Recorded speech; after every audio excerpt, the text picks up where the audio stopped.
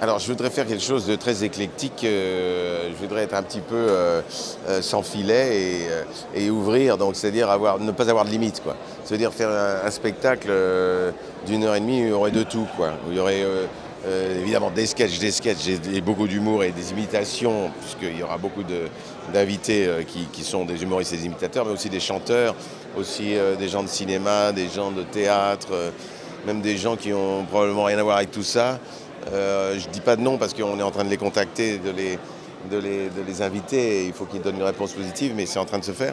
Donc c'est assez varié, quoi. Et avec en point d'orgue de la soirée un hommage à un immense artiste qui est Robert Lamoureux, que tout le monde a oublié. Enfin, non, moi je ne l'ai pas oublié, mais que beaucoup de gens ont tendance à oublier et qui a marqué pratiquement toute la génération des artistes à partir de Coluche, ce qu'on ne sait pas forcément.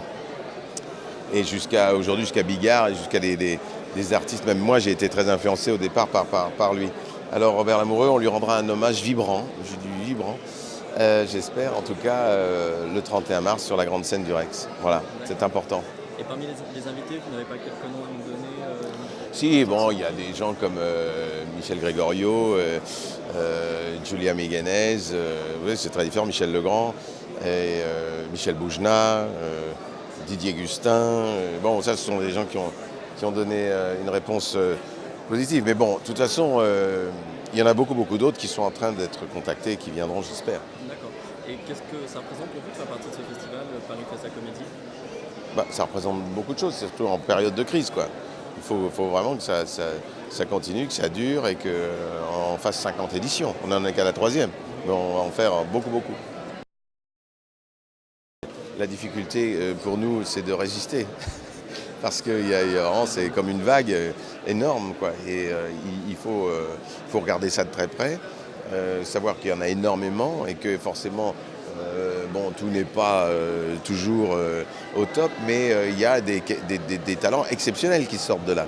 Et les quelques exceptionnels, il faut bien les regarder, il ne faut pas les louper, il faut les suivre et surtout se dire que, bon, d'abord, ils nous sont très utiles à tous, à toute la société, parce que les humoristes, c'est indispensable que c'est un ballon d'oxygène permanent.